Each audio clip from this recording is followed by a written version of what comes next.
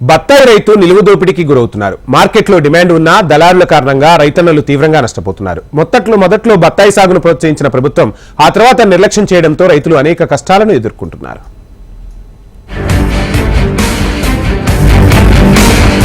తెలంగాణలో గత కొన్నేళ్లుగా బత్తాయి పంట పెద్ద ఎత్తున సాగుతూ అయితే కరువు పరిస్థితుల దృష్ట్యా దిగుబడి తగ్గినా ధర పెరగకపోవడంతో రైతులు తీవ్ర ఆవేదనకు గురవుతున్నారు. సహజంగా పంట ఉత్పత్తి దిగుబడి తగ్గినప్పుడు మార్కెట్లో ఆ పంటకు డిమాండ్ పెరిగి రైతులకు మంచి మద్దతు ధర లభిస్తుంది. కానీ ప్రస్తుతం బత్తాయి రైతుల పరిస్థితి దయనీయంగా తయారైంది. గత ఏడాది ఇదే సమయంలో టన్నుకు 25,000 వరకు మద్దతు ధర లభించగా ప్రస్తుతం టన్నుకు 13,000 నుంచి 17,000 మధ్య ధర పలుకుతుంది. దీంతో రైతులు తీవ్ర ఆవేదన వ్యక్తం చేస్తున్నారు. నల్గొండ జిల్లాలో దాదాపు 1,00,000 ఎకరాల వరకు సాగు చేయడం జరుగుతుంది. గత కొన్ని సంవత్సరాల నుంచి బత్తాయి అంటే నల్గొండ అంటే బత్తాయి అనేది నానుడిగా జరుగుతున్నటువంటి రాష్ట్రంలోనే.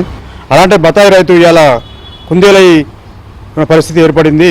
ఎందుకంటే గిట్టుబాటు ధర లేక అటు ధరల చేత ఇటు సరైన దిగుబడి రాక వచ్చిన దిగుబడికి పంట సరిగా రాకపోవడం, దళారులు ముసుగులో చాలామంది రైతులని మోసం చేయడం జరుగుతుంది. కాబట్టి ఈ దళారు వ్యవస్థని తీసేసి కేంద్ర రాష్ట్ర ప్రభుత్వాలు ఈ యొక్క బత్తాయి రైతును ఆదుకోవాల్సిన అవసరం ఎంతైనా ఉంది. ఉమ్మడి నల్గొండ జిల్లాలో 1,25,000 ఎకరాల్లో బత్తాయి పంట సాగవుతుంది. దాదాపు 2 సీజన్లలో కలిపి 800 కోట్ల రూపాయల విలువ గల బత్తాయి పంట దిగుబడి నల్గొండ జిల్లా నుంచి వస్తుంది. బత్తాయి సాగు చేస్తున్న రైతులకు మధ్య దళారులు శాపంగా మారారు.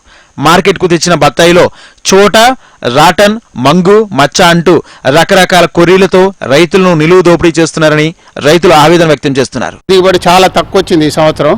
కానీ ఈ సంవత్సరం రేటు కూడా ఈ సంవత్సరం 15 నుంచి 18,000 లోపే ఇప్పుడు కొంటున్నారు. ఇంతకుముందు ఇదే సీజన్లో 30,000 వరకు కొన్నారు. 30 మార్చి ఏప్రిల్లో 45 దాకా కూడా అమ్ముడుపోయింది. కానీ ఇప్పుడు 15-18,000 నడుస్తుంది. దిగుబడి తక్కువగా ఉన్న గత ఏడాది కంటే రేటు పడిపోవడంతో రైతులు తీవ్ర ఆందోళన వ్యక్తం చేస్తున్నారు. దళారులను కట్టడి చేసి తమను ఆదుకోవాలని బత్తాయి రైతులు కోరుతున్నారు.